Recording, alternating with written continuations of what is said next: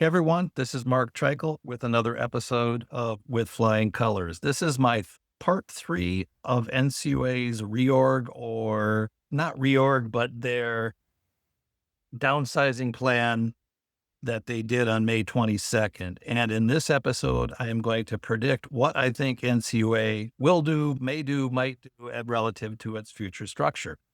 As previously discussed, NCUA is losing about 25% of their staff from buyouts. Those will be staff who were either eligible to retire or eligible for early retirement, meaning over 50 with 25 years of service would be eligible. And then over the minimum age of retirement, which today, if someone was going to retire today, I believe they'd have to be 57 at least, with 30 years to do full retirement. The backdrop is the Trump administration wanted wanted agencies to get smaller. The Trump administration wanted agencies to come up with a plan. NCUA came up with a plan, and that plan led to 25% of staff leaving, which is going to have a huge impact on NCUA. Now, they even said so at their board briefing that some things were going to be coming. And so I'm taking what they said, I'm taking what I know, and predicting where I think they might go, problems they might have with that, et cetera, et cetera. So I threw together a quick PowerPoint to keep me focused here. You should see it on your screen if you're watching on YouTube. And again, this podcast is about predicting NCUA's future structure based on their most recent board briefing on downsizing. But before we start, whenever I talk about reorganizations or planning something new, I think of two quotes. And this goes back to when I was involved in the first restructuring that I was involved in back in the Dennis Dollar era, 2000, 2001, 2002, NCUA went from 6 regions to 5 regions. And these two quotes became part of my quote list at the time because of how challenging reorgs can be. The first one is by Petronius, who said, "We trained hard, but it seemed every time we were beginning to form up into teams, we would be reorganized. I was to learn later in life that we tend to meet any new situation by reorganizing, and a wonderful method it can be for creating the illusion of progress while producing confusion, inefficiency, and demoralization." So reorgs are painful, they're demoralizing, they're confusing, they're inefficient, but sometimes they're necessary. I'll let you decide at the end of this podcast if you think some of the things I predict NCUA will do are good things, bad things, or immaterial things as it relates to you, a credit union. The next quote would be a Machiavelli quote on creating a new system, which in brackets here I have org, creating a new organization. Machiavelli once said, "It must be remembered that there is nothing more difficult to plan, more doubtful of success, nor more dangerous to manage than the creation of a new system. For the initiator has the enmity of all who would profit by the preservation of the old institutions, and merely lukewarm defenders in those who would gain by the new ones."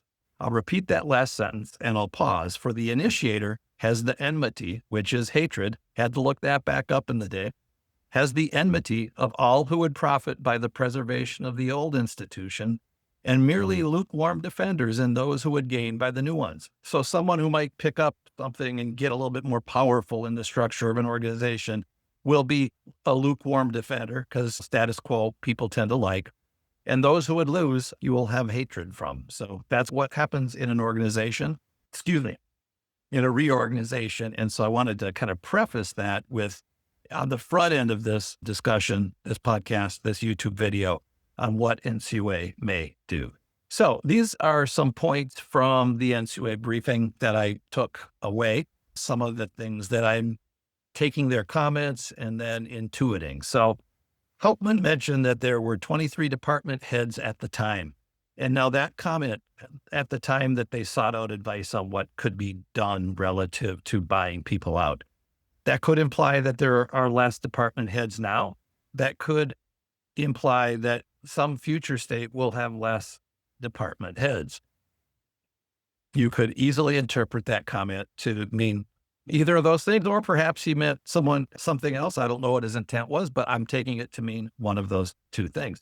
On NCUA slide 13 of their consolidation meeting, they talked about consolidating business consolidating business units, increasing supervisor to employee ratios. So right there in their presentation, they're talking about consolidating business units. That means they'll be contemplating having less offices. And I'll talk about what I think that could mean.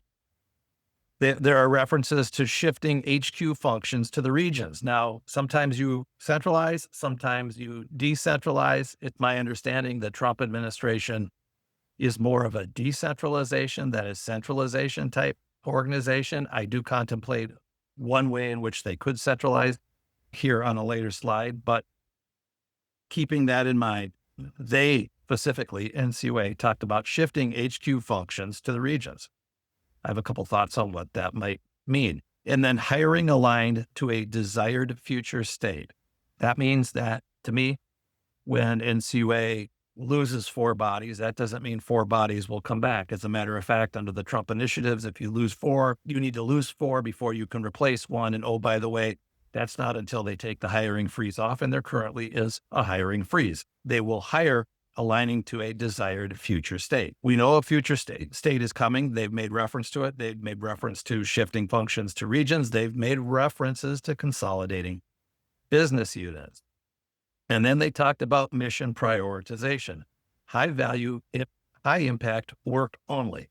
What does that mean? That means exams. That doesn't mean feel good positions in the central office. That doesn't mean DEI, because the Trump administration has come out against DEI, both guns blazing. That doesn't mean affinity groups having all sorts of time to get together and talk about their feelings. And again, I'm not saying this is my position. I'm saying this is the agency's position. But high value, high impact means it has to contribute to an exam getting done because, oh, yes, that's our mission. All right. So here is NCUA's organizational chart from their website. We have the board up top. We have Kyle Hauptman and the 2 vacant board members, and they make up the NCUA board. And then there's dotted line over to the positions that report directly to the board, which would be the Ombudsman, the Office of the Inspector General, the Office of External Affairs and Communications, the Office of Minority and Women Inclusion, and the Office of the Secretary of the Board. The Office of the Secretary of the Board, when I was there, was 1 person, and it's always reported directly to the board and was supervised by the board chair. I think we'll be able to take that and put it somewhere else. Office of Minority and Women Inclusion. NCUA has a couple of legal opinions out there, or did. They might not actually be in their records, but there was one that said the Office of Minority and Women Inclusion could report to the Office of the Executive Director. Then a board chair came in that was a Democrat and decided that should report directly to the board, and that was more in line with the true intent of the creation of OMWI, Office of Minority and Women Inclusion. And you could argue that's true, but you could argue that the first legal opinion is one that they might want to rely on, particularly in a Trump administration. So I'm going to predict that will move somewhere. Office of External Affairs and Communications, those are led by political appointees. And oh, by the way, political appointees can only be supervised by other political appointees. Schedule C, or I can't remember what the schedule is for the board members, but Schedule Cs can report to board members because they're politically appointed, or they can report to other Schedule Cs. So the Office of External Affairs and Communications, unless they decide to spin some of that off, needs to report to the board and should continue that way. The Ombudsman, there's references in the creation of the Ombudsman, and basically that's the complaint department. There are references in creation of the Ombudsman that talk about it reporting to the board. There was an old legal opinion when I arrived as executive director, so sometime 2012 or before, that said the Ombudsman can report by issuing a report. So there was an annual report, there was a semi-annual report, there was a quarterly report. So previously, NCUA concluded that reporting qualified and met the terms of the requirement. It's quite possible that you'll see the Ombudsman disappear into another office. The Office of the Inspector General, no way, no how will that ever report to anybody other than the board for obvious reasons. Then you get down, when I was there, the Office of the Executive Director and OGC were a little higher on this pecking chart. There weren't so many of these offices reporting directly to the board. So it's ironic that when I was there, the Office of the Executive Director supervised everyone other than the general counsel, the IG, and the board secretary. Everybody else came to the office of the executive director. And then they moved the ombudsman, they moved ethics, which I'll get to. They moved OMWI, et cetera, et cetera. Then you get to the office of the executive director, which will still report to the board in future structures. They might pick up a few things, a few areas. The office of general counsel, that's always reported to the board. I believe the act requires it to be done that way. But in any event, I think the general counsel typically is separate from the rest of staff.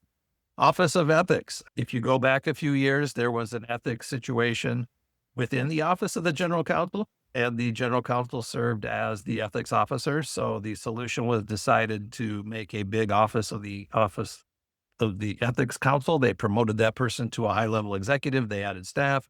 You could argue that they need to do that. You could argue that they didn't need to do that, but I will argue that they will move that back into the office of the general counsel. I guess I'm tipping my hand on that one. The Central Liquidity Facility has a president and a vice president, and I think you could argue that you could move that, but it does have to have some reporting directly to the board. I believe that they may consider moving that. Now, on this org chart, they show a deputy director. When I was at NCUA, there was myself, and John Cutchy, who's still at NCUA, was my deputy director. They added 2 deputy director positions to the NCUA budget last year, so they were going to have 3.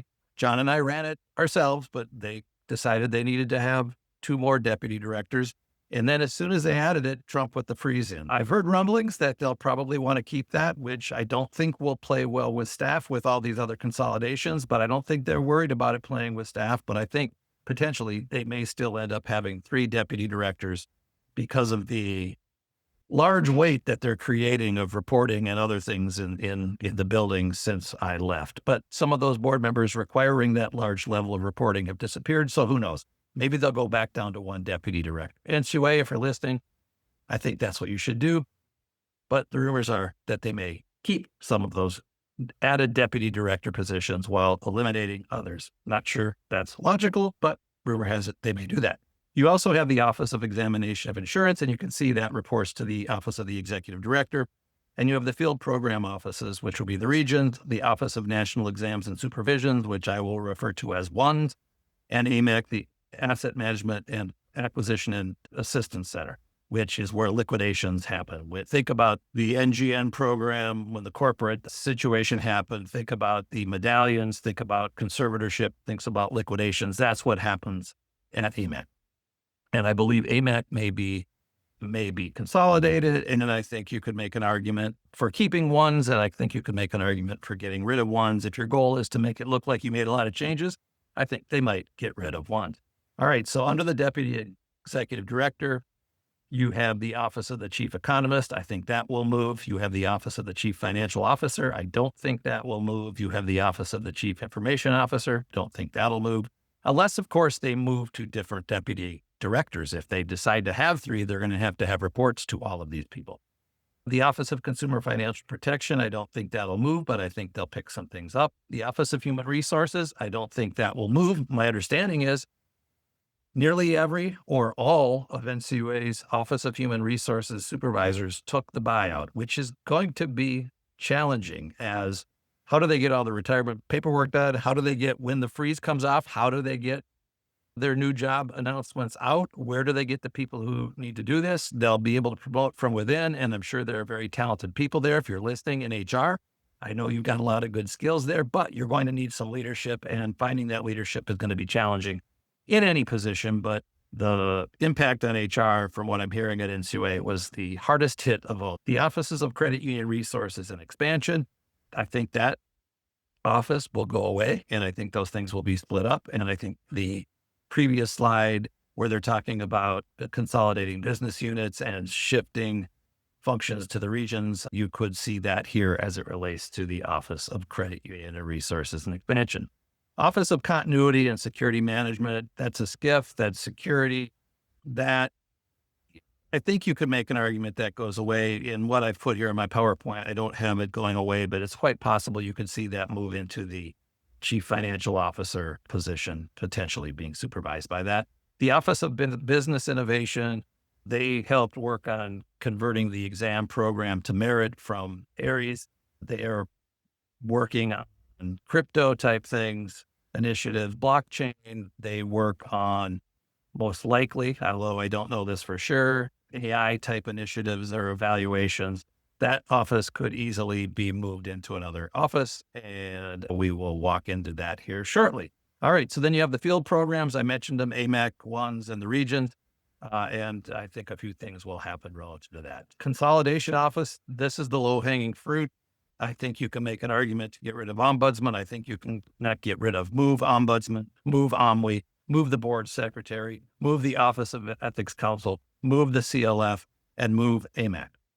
Consolidations, which are a heavier lift, would be ones, the Office of National Exams and Supervision and the Office of Cure, Credit Union Resources and Expansion. But I think NCUA will contemplate doing both of those and will definitely, most likely, do the Cure things that I'm about to show. So the Office of National Exams and Supervision would require a regulation change. And basically, there is a regulation out there that establishes each office, and it establishes what each office is responsible for. So in my opinion, they would need at least 2 board members to make a regulation change that gets rid of an office. Why? Because I don't believe that, and I don't believe Helpman believes, but I don't believe that the general counsel believes. I don't believe that they will be willing to make drastic changes to regulations, because I believe that they're worried about getting sued. I believe they won't do these things until they have 2 board members, and until Trump can, at least 2 board members, and Trump can put a Republican in so that they have a full Republican quorum. So what else happens in the Office of National Exams and Supervisions? They do the big stress testing. They require stress testing for 10 billion plus. As a reminder, the 10 billion plus to 15 billion currently report to the regions. The 15 billion plus report to the Office of National Exam and Supervisions. When they set that up, they said they were going to train the regions on that. I don't know how well that's going, but theoretically, some of those skill sets are moving to the regions already, from the 10 billion plus to the 15 billion plus category. Back in the day, the corporates, when there was a corporate failure, there was past GA reports that didn't like the fact that those reported to the regions. So should they go back to the regions? I don't know. That to me is a potential challenge, bigger challenge about the Office of National Exam and Supervision. And there's less than 10, 6 to 8 corporate credit unions these days. But could those go back to the regions? And could the $15 billion plus credit unions go back to the regions? Back when ONES was established, it was during or shortly after the Great Recession, when too big to fail became an issue for banks. NCUA decided it needed to have a too big to fail, and the too big to fail was, the line drawn in the sand was at the 10 billion, and it created the Office of National Exam and Supervision. And it also helped create something for the Office of Corporate Credit Unions to do.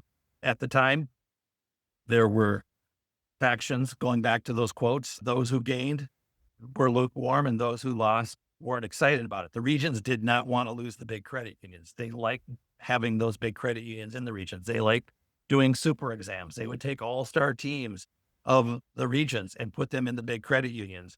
And I think the regions still probably believe they lost more than they gained by that. And I think the people in ONES would say we gained more than we lost. And I think both can make compelling arguments. But if they're trying to reduce their footprint, and or because they're losing so many bodies, they're just doing triage, saying, hey, we don't have enough executives, we don't have enough leadership after this to have 3 regions and ONES, you can make an argument that unwinding ONES would make sense.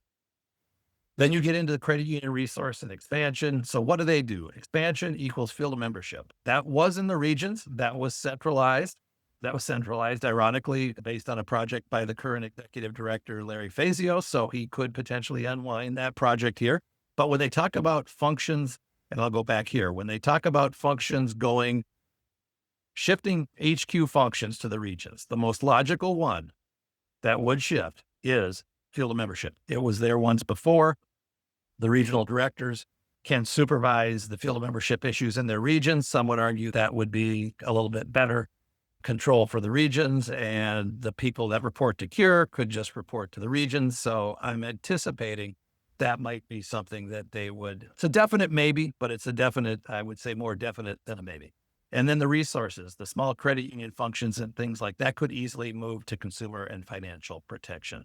Here we have corporates going back to the regions. We have 15 billion plus going back to the regions. What they would do at the testing function, that would probably be something that you could argue they put some of those folks in E&I. Think it out loud. It might be that they split that up, but I don't think there's enough of those employees to split them up across the regions. How they do that is a work in progress. All right, we went through this. Asset Management and Assistance Center. Now, this is based in Austin, Texas. This had previously been moved to the southern region. FYI, that was moved to the southern region at my recommendation. It was an odd recommendation at the time, but it was a wise recommendation in my opinion. And here was the fact pattern behind that. There was a board member who left and then a new board member who came on who said, we need to move the Asset Management and Assistance Center to the central office. I thought that was a horrific idea because none of the people would have moved. We had big challenges going on at the time, the medallion situation and a couple others. And I just didn't think it make sense because if you ordered people to move, and this was before everybody worked from home, if you ordered everybody to move, I thought they would have lost a lot of corporate knowledge. Ironically, similar to what they're going through now. But I said, how about if we merge it into the southern region? And we have cost savings in this way, that way, and another way. They were open to that. I put the plan together. And because the Southern Regional Director was multi-talented, that would be Keith Morton. Keith, if you're listening, hat tip to you. Sorry I did that to you back then, but guess what? I think it might be happening again. So Asset Management and Assistance Center was moved into the Southern region, supervised by the Southern Regional Director, and then it was spun out. And I'm anticipating with the magnitude of the loss of the executives, that they might just consider putting it back into the southern region. Pendulum swing. All right. So what I mentioned, other things that might move somewhere, what could come to the Office of Examination of Insurance? That's what E&I stands for. I think they will add the Office of Business and Innovation. And again, that's the builders of the merit, the people who keep merit moving, the exam program. So there's a natural link to E&I. I think they will move the Office of the Economist to the Office of E&I. When that was established as an office, it was because the board member at the time, Debbie Matz, wanted to raise the bar on the thinking at NCUA. I think in general, it did a lot of that. But if you're looking to consolidate, have less chiefs and less SSP3s, which is the highest ranking position at the agency staff-wise, you can put this, I think, pretty easily into E&I. And you could also add the CLF, although there may be some sort of reporting that technically makes it have to report to the board. I think you could and would house these people at least part-time in E&I, which I think they're already doing. So what would happen to the new OED? Would they have 2 more deputies? I don't think they should, but they might. I think that they could easily move the ombudsman back. That's where it was when I was at NCUA early in my ED reign. And the same with OMWI. I think both of those could be moved and should be moved to the Office of the Executive Director. What will go to the new General Counsel? That I would believe that what they'll do is the Office of Ethics will go to the General Counsel. And I believe the board secretary, who has typically been required to have a law degree, will move to the General Counsel. That's been talked about doing that. Ethics was there. The board secretary has been talked about for years and years. So I believe those things will happen. Draconian, what could happen long term? How about eliminating the regions? How about requiring all credit unions to be in one region that's housed out of the central office on Duke Street? Could it happen? Yes. Is it draconian? Potentially, yes. And it looks like I misspelled NCUA here. NUCA. Once had NUCA had 9 offices, but they nuked them, I guess. So there once were 9 regional offices, then there were 6. Then there was 5 when California was closed. California and Chicago were closed, and Tempe, Arizona, Phoenix was established. And then there were 3. They closed Albany and Atlanta. I was involved in that restructure and actually flew out to Albany and Atlanta to break the news to those staff. What are the challenges of keeping all the regions? Well, the pay structure is broken.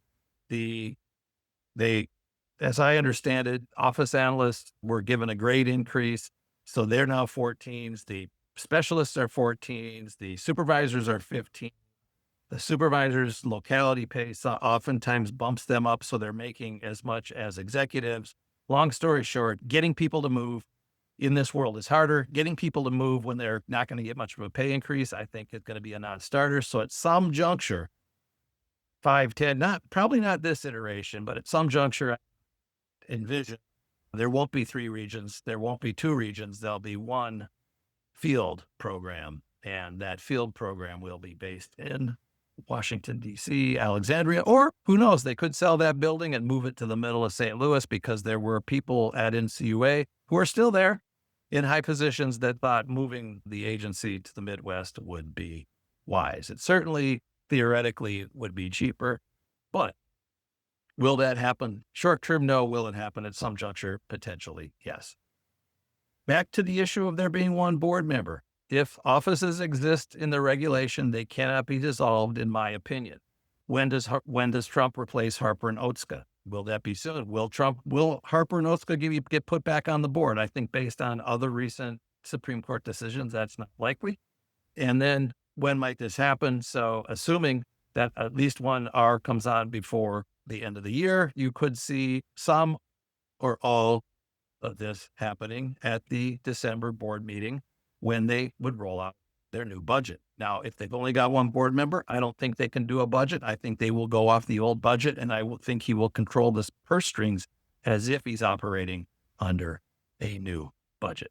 Lastly, this is my contact information for my PowerPoint. There's my web address. We have the With Flying Colored podcast, which I'm speaking to you on now. We have another podcast called Credit Union Regulatory Guidance Podcast, which is AI reading of guidance. I'll think of books, audiobooks. I'm going to say books on tapes. That was dating me. There's my LinkedIn address. There's my email address. And I'm going to stop sharing here and get back to the full screen. And that's it, guys, ladies, gentlemen. I think NCUA is going to have some challenges ahead. I think people will rise to the occasion.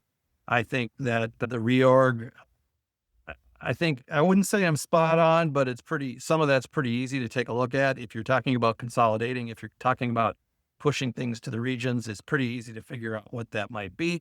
But I'll do a postmortem on this. Once NCUA does their budget and actually does some reconfiguring, I will compare what I recommended here to what happened and what I missed. And I'm going to leave it at that. As always, I appreciate you listening. This is Mark Treichel signing off with Flying Colors.